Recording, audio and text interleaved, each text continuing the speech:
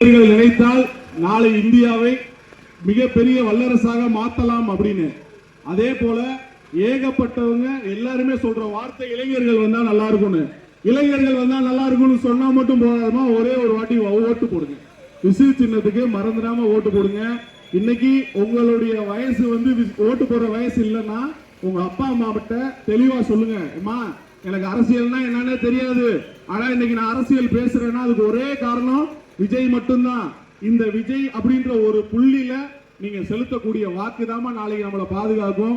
இந்த வாக்கு நம்மளை காப்பாற்றும். இந்த நீங்க செலுத்தக்கூடிய ஒவ்வொரு விசில் சின்னத்துல நீங்க செலுத்தக்கூடிய வாக்கும் நாளை தமிழகத்தை மாற்றும்.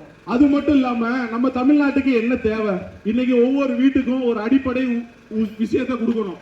அந்த அடிப்படை விஷயம் என்ன அப்படின்னா, ஒவ்வொருத்தவங்களுக்கும் வீட்டுல இருக்க மகளிருக்கு மகளிர் நலத்திட்ட உதவியில 2500 ரூபாய் மாசம் கொடுத்துறாங்க. அது மட்டும் இல்லாம பாத்தீங்கன்னா 6 சிலிண்டர், நீங்க கஷ்டப்படக்கூடாதுன்னு 6 சிலிண்டரையும் கொடுத்துறாங்க.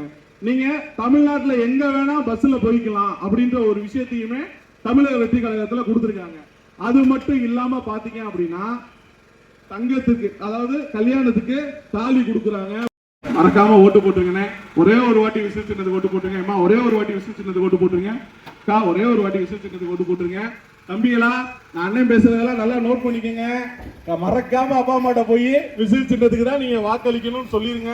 அப்பதான் நம்ம நாடு நல்லா இருக்கும். நம்ம வீடு எப்படி நம்ம நல்லா இருந்தா நல்லா இருக்குமோ, அதே போல நம்ம நாட்டுக்கு நல்ல தலைவர்கள் இருந்தாதான் நம்ம நாடு நல்லா இருக்கும். அதை கொடுக்க வேண்டியது நம்மளுடைய கடமை. Super super. உங்களுடைய ஆதரவுக்கு நன்றி.